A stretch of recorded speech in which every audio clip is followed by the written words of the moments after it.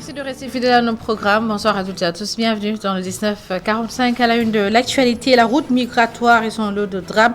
Ce matin, les corps de 15 candidats à l'immigration clandestine ont été repêchés au large de la plage de Ouakam. 2 survivants ont été enregistrés. Les sapeurs-pompiers poursuivent les recherches. Les dépouilles ont été acheminées à l'hôpital de Ouakam. Le ministre de l'Intérieur était sur les lieux du drame. Il a confirmé le bilan et a livré quelques informations sur la provenance de la pirogue et son trajet. Vous l'entendrez dans cette édition. Dans l'actualité également, ce danger sur la corniche des Almadies, des algues toxiques ont envahi le rivage. Le phénomène cyclique inquiète les riverains.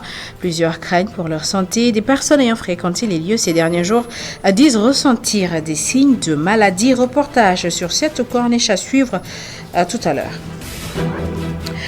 L'actualité politique ce lundi dominée par la levée du blocus de la demeure d'Ousmane Sonko, le leader du PASTEF, était interdit de sortie de son domicile depuis le 28 mai. Tous les accès étaient filtrés. Un important dispositif sécuritaire était déployé sur place et ses militants parlaient de séquestration.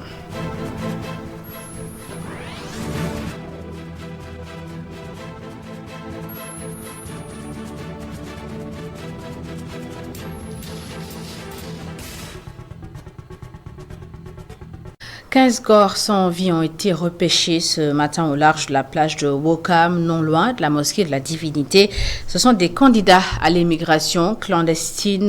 Leur pirogue a échoué et seules 2 personnes ont survécu. Les recherches se poursuivent. Les sapeurs-pompiers sont mobilisés. Reportage sur place, Mamseyna Boubabou. Telle une punition provenant des cieux, atterrissant sur les rives de la plage qui ceinture la mosquée de la Divinité, 15 corps sans vie ont été repêchés par des sauveteurs après le chavirement d'une embarcation de fortune qui faisait cap vers l'Occident. Ce matin, aux environs de 3h30, on nous a alerté pour un chavirement de pirogue. Immédiatement, on a dépêché sur les lieux 2 équipes de plongeurs et 4 ambulances. Et on a démarré les opérations. Donc de 7h jusqu'à 10h, on a poursuivi les opérations de recherche.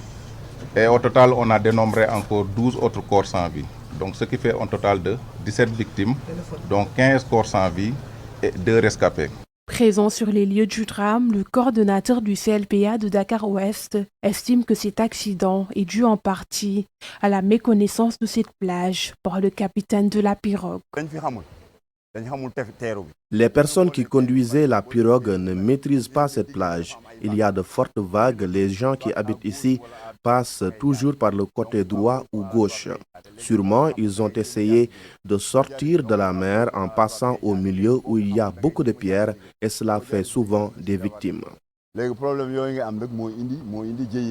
L'identité des victimes, les circonstances de cette tragédie, ainsi que le nombre de migrants qui étaient à bord, restent pour le moment méconnus.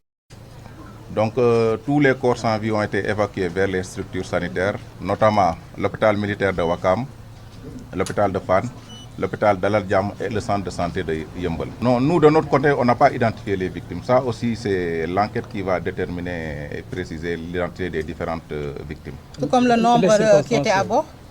Le nombre également, nous, on ne le connaît pas. Les circonstances les circonstances aussi, on n'a pas l'information. Nous, on a fait uniquement la prise en charge des victimes et leur évacuation vers les structures sanitaires. 14 décès à Saint-Louis, 15 à Dakar. En un laps de temps assez court, le nombre de Sénégalais ayant péri en tentant de braver les vagues pour rejoindre l'Europe ne cesse de croître. Été, la période des pirogues, la période des tragédies également. Et puis, Mamseyna Boubabou, le ministre de l'Intérieur s'est dépêché sur les lieux. Antoine Félix Diom s'est également rendu à l'hôpital de Ouakam. Voici sa réaction. Quand il y a un phénomène de cette nature ou un incident de cette nature plus exactement, il y a toujours les premiers renseignements que nous recueillons. Mais il faut rester prudent. Il faut rester prudent pour ne pas trop s'avancer en spéculation et faire des déclarations qui seraient plus tard contredites par les résultats de l'enquête. Au moment où nous parlons, les premières informations font état de la provenance de la pirogue à partir de Tcharoï en ayant fait escale à Yarak. Mais tout cela est encore provisoire. Il faudra évidemment attendre les auditions, les recoupements, ainsi que l'exploitation de toutes les données en notre possession plus tard pour avoir une certitude sur la provenance de la pirogue, mais également sur les circonstances dans lesquelles celle-ci a connu l'incident que nous regrettons et qui a entraîné les décès que nous déplorons. Et puis sur son compte officiel Twitter, le président de la République, Macky Sall, a présenté ses condoléances aux familles et proches des victimes. En politique, je vous le disais dans les titres, après plus de 2 mois, le blocus, la demeure du leader du PASTEF a été levé. Les forces de défense et de sécurité qui étaient déployées sur place ont quitté les lieux, ainsi que les barrières qui avaient été installées. Ousmane Sonko et sa famille peuvent désormais se déplacer. Un ouf de soulagement pour ses voisins, mais surtout pour ces personnes qui tenaient des commerces aux alentours de la maison du leader du PASTEF. Reportage sur place, Abdourahman Li. La cité Keur Gorgui respire mieux sans les forces de l'ordre. Appréciation des entrepreneurs qui ont décidé d'installer leur business dans ce quartier de Dakar. Ils se sont réveillés la veille constatant l'absence des barrières de sécurité installées juste à côté de ce magasin. Cicero se remémore. Il y a certains qui, s'ils viennent ici, s'ils voient les barrières là, ils vont avoir la peur comme ça, ou bien il y a certains qui ne voient pas de dérangement. C'est pour cela qu'on les a perdus un peu. Dans l'anonymat, ce jeune homme dit avoir vécu la même situation. Les 5 mois de restrictions n'ont pas manqué d'impacter ses activités.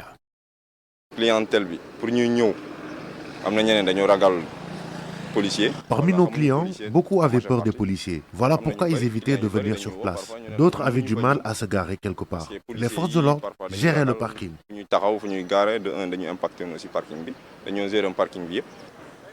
Tout autour des magasins fermés, leurs anciens propriétaires ont déménagé pour ne pas subir ad vitam aeternam les conséquences des restrictions. La barricade, il y a là où il y a des restrictions. La plupart du temps, il n'y a pas de clients. Et sur une échelle de 10, si on devait recevoir 10 clients aujourd'hui, avec ces barricades, on en était à 2 à 3 clients. Et ça n'a pas été facile pour nous. Un mal pour un bien. Il reconnaît que la présence des forces de l'ordre a participé au renforcement de la sécurité dans ce quartier de Dakar. Je dirais qu'en quelque part, leur présence à la cité Keur Gorgui a servi aux riverains qui sont là, parce que c'est un quartier dont les agressions sont très fréquentes. Donc leur présence a quelque peu dissuadé les agresseurs qui rôdaient autour.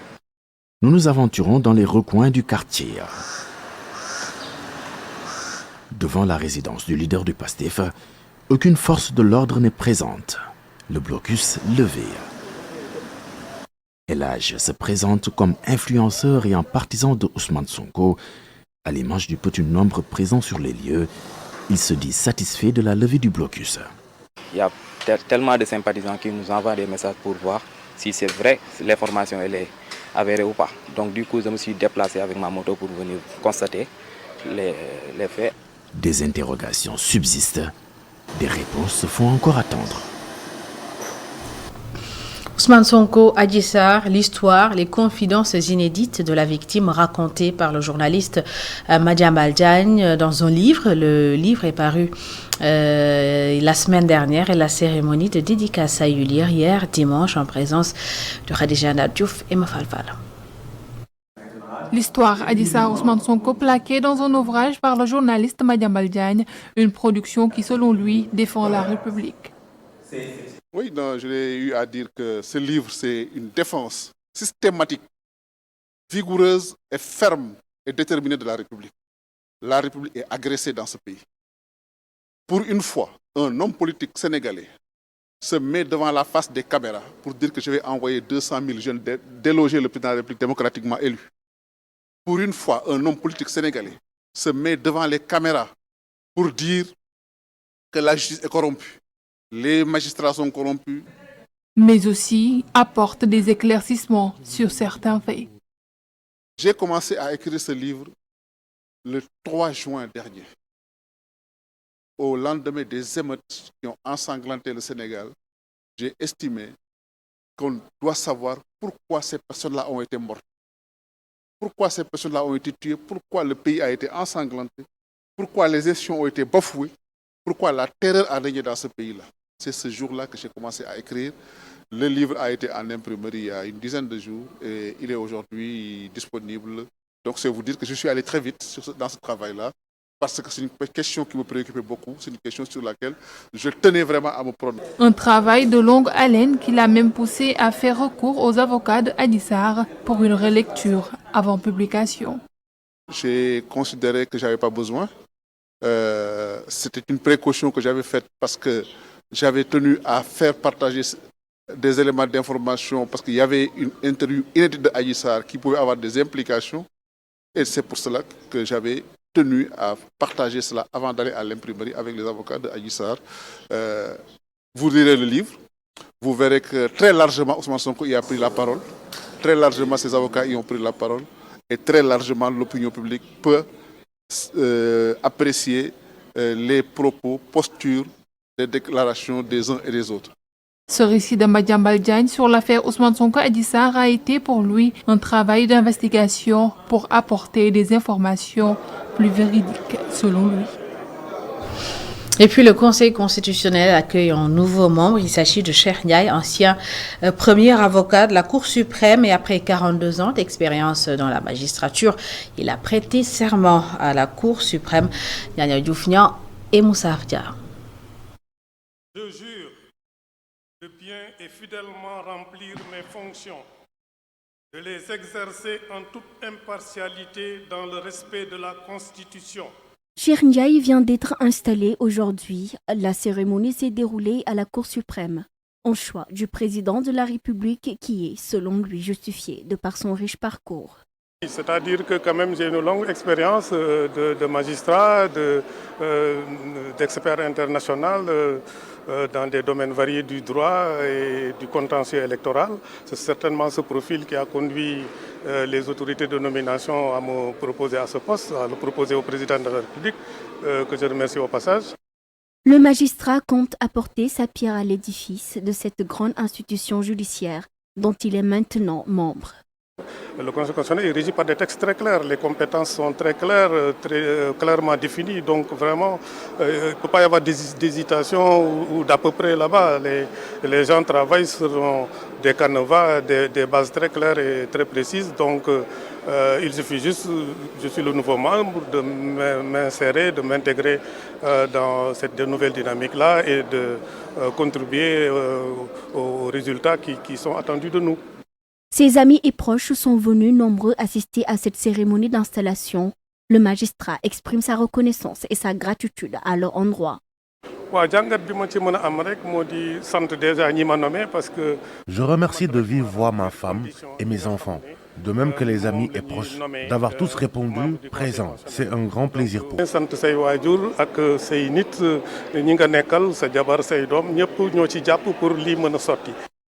Ancien premier avocat de la Cour suprême, le magistrat Cheikh Ndiaye a un nouveau défi dans sa carrière. Il intègre désormais une juridiction qui sera déterminante pour l'élection présidentielle de 2024. Je vous l'annonçais en titre, le rivage de la corniche des Almadies actuellement sujet à la prolifération d'algues toxiques pour les humains. Le phénomène cyclique serait lié à la hausse des températures des eaux à l'approche de l'hivernage, ce qui inquiète les riverains et perturbe les activités dans cette zone très fréquentée. Amadou Bari y a fait un tour. Les émanations arrivent par intermittence et ce matin, elles se font moins sentir. Il règne un semblant de normalité sur cette partie de la pointe des Almadies. Ce travailleur gère le ministère d'à côté et exerce de la maçonnerie le jour. Quand les exhalaisons se font sentir, l'air devient suffocant et irrespirable.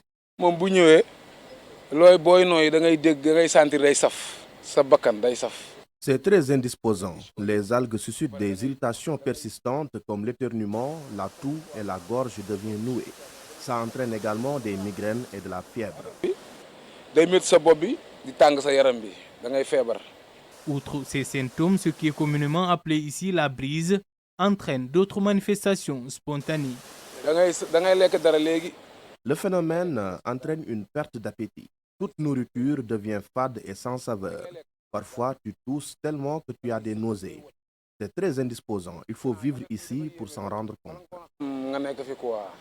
Alors, comment fait-il pour travailler dans cette atmosphère toxique? C'est son gagne-pain. Babacar est obligé de travailler juste futile.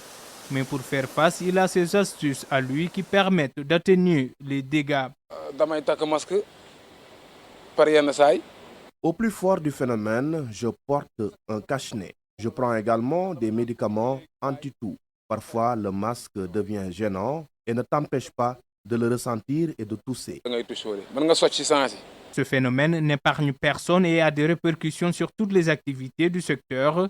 Ce travailleur d'origine togolaise tient un restaurant ici. Les effluves engendrent beaucoup d'inconfort dans l'exercice de son travail, sans compter la clientèle qui déserte les lieux. Ça fait couler le nez et tout. Donc du coup, quand on est dans la cuisine par exemple, et que ça coule, d'abord c'est pas hygiénique en fait. Vous voyez, non? Donc c'est pas hygiénique pour les plats et tout. À chaque fois, tout le monde est en train d'éternuer dans la cuisine et tout. Donc ça donne pas vraiment... C'est pas vraiment... En plus, il y a plein de gens qui essaient d'arrêter le travail même. Il soupçonne les ordures et autres insalubrités d'être à l'origine du fléau. Selon ses habitants, le phénomène peut durer entre 15 à 20 jours, paralysant la zone. Parlons à présent d'agriculture et d'emploi des jeunes à Sédhiou. Les autorités ont procédé au lancement d'un stage d'incubation dans 11 domaines agricoles et communautaires. Le projet d'appui à la production agricole et communautaire a également été lancé et cela devrait permettre d'accompagner 3950 jeunes. Les détails avec notre correspondant Ousmane Demba. Cette cérémonie de lancement de ces deux projets s'est déroulée dans une ambiance festive.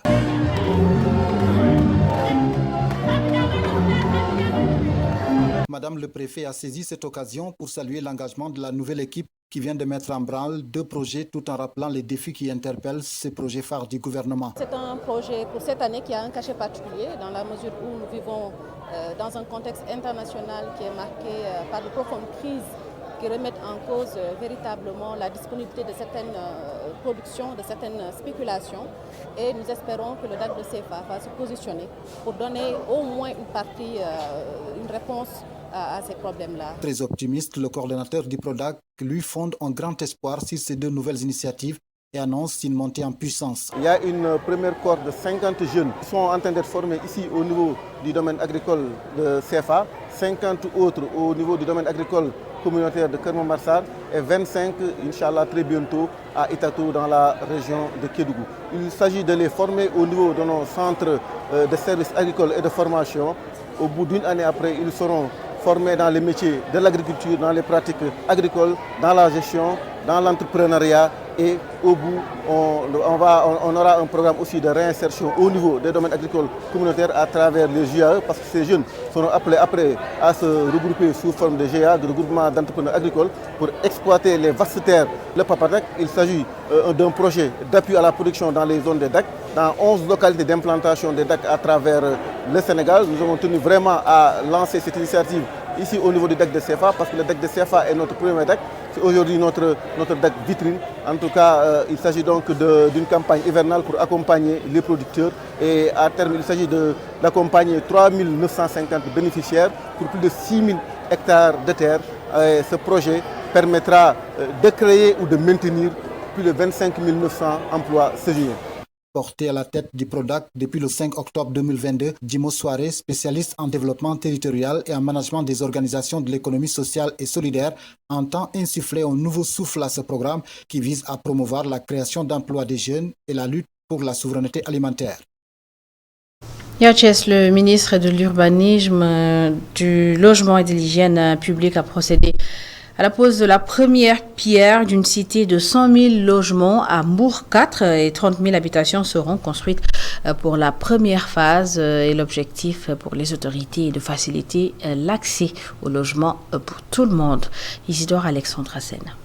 Après Bambilor, Noto Djobas, Kébémer, Fatick et Kaolack, le projet de logement social continue de faire son bonhomme de chemin. Une nouvelle ville va sortir de terre à Mbour 4. Nous vivons une époque où l'urbanisation est une réalité incontournable. Les villes se développent, les populations augmentent et il est de notre devoir de créer des environnements urbains adaptés à la vie moderne. Après la régularisation de l'accompagnement de nos compatriotes de Mbour 4, nous voilà encore réunis pour une deuxième étape d'une longue série.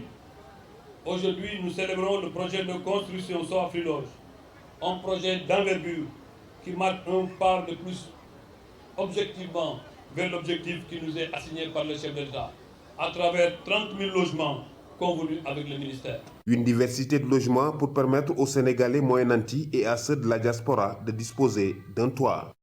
Il va accueillir 2051 logements de type F3 de 60 mètres carrés habitables destinés aux familles à revenus faibles et irréguliers.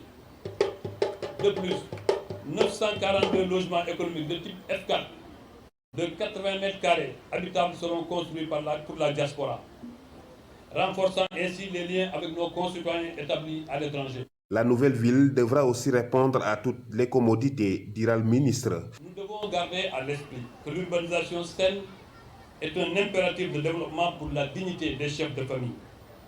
Le logement est au cœur de la société. C'est le pilier sur lequel repose le bien-être de tout individu. Selon le ministre de l'Urbanisme, du Logement et de l'Hygiène publique, la construction de cette nouvelle ville est accompagnée d'une batterie de mesures sociales en faveur des populations impactées qui ont posé leur doléance lors de la cérémonie de pose de première pierre. Éducation à présent, l'université numérique Cheikh Hamidou Kane a organisé ce week-end la cérémonie de graduation pour les étudiants ayant obtenu leur diplôme de licence et de master. Plus de 1000 étudiants ont reçu leur parchemin en présence du ministre de l'Enseignement supérieur. Les détails avec Seydou Diata. Après plusieurs années de dur labeur, ces centaines d'étudiants reçoivent enfin leur diplôme en master et en licence. Cette cérémonie, coïncidant avec les 10 ans d'existence de l'université numérique Cheikh Hamidou Kane, symbole de l'innovation apportée à l'enseignement supérieur, s'est déroulée en présence du ministre de tutelle, le professeur Moussa Baldé, par ailleurs parrain de la dite journée de graduation. Je salue à sa juste valeur l'honneur que vous me faites en me choisissant comme parrain de vos journées. C'est avec une immense fierté et un plaisir incommensurable que je me tiens devant vous aujourd'hui en ma qualité de ministre de l'Enseignement supérieur, de la Recherche et de l'Innovation du Sénégal pour célébrer nos braves filles et fils, étudiantes et étudiants diplômés de master et de licence. Au-delà de la consécration et du couronnement de l'excellence, l'occasion a été saisie par les différents orateurs pour louer la réussite et saluer la pertinence du numérique dans l'éducation et la formation. C'est vrai que c'est pas facile, hein? On a beaucoup carboté, mais alhamdoulilah, le jour tant attendu est bien arrivé, on est vraiment satisfait. L'enseignement à distance, c'est vraiment quelque chose de très important. Un exemple, moi je suis un chef d'entreprise. Depuis 2013, je suis à l'université virtuelle. Ça m'a permis de faire le boulot et je suis en même temps à l'université. Le Sénégal est l'un des rares pays à disposer d'un dispositif de formation à distance dans toutes ses universités publiques. Nous sommes à Kolda pour célébrer nos valeureux et vaillants étudiants, gradués grâce aux extraordinaires capacités de la technologie et un modèle d'enseignement décentralisé. Au cours de ces 10 années, l'INCHK s'est imposé comme un pilier de l'enseignement numérique, offrant des opportunités d'apprentissage accessibles à tous, sans limite de temps ni de distance, d'où le fameux slogan « Fonek Fofule ».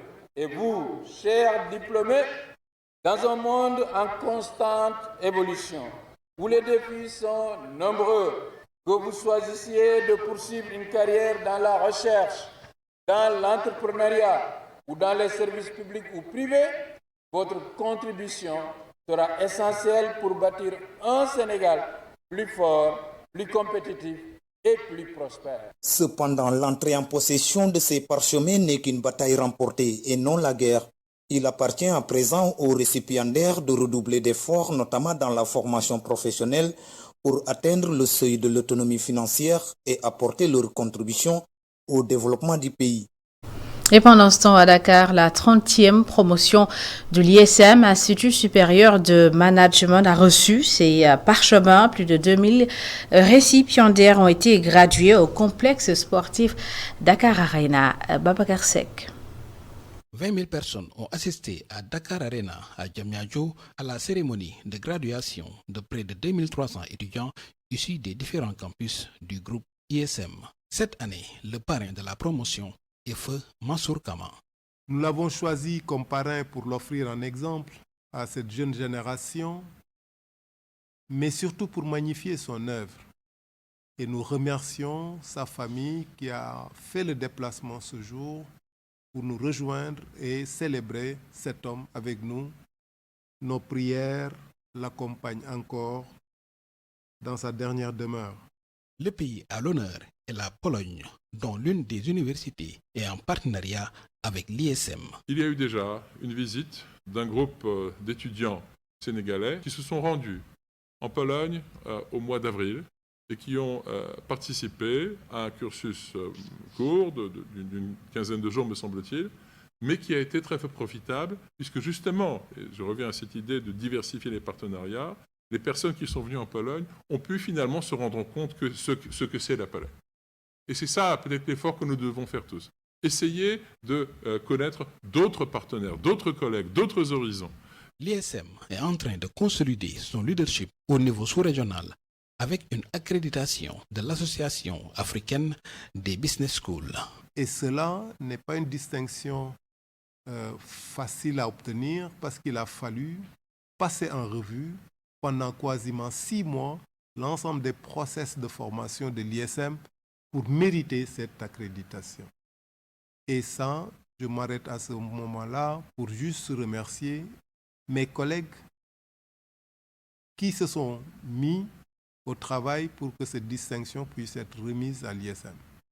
Que ce soit les professeurs, que ce soit les administratifs, que ce soit tout autre acteur qui est impliqué dans le processus de formation de nos étudiants. L'ISM est présent dans la quasi-totalité des régions du Sénégal avec la création d'un pôle d'excellence composé d'écoles élémentaires, de collèges et de lycées qui se sont distingués au baccalauréat de cette année avec le plus grand nombre de mentions. Très bien. Félicitations à tous les lauréats. Babacar Seck, merci. C'est la fin de cette édition. Merci à toutes et à tous de l'avoir suivi. Merci de votre fidélité. L'information continue sur remedia.sn.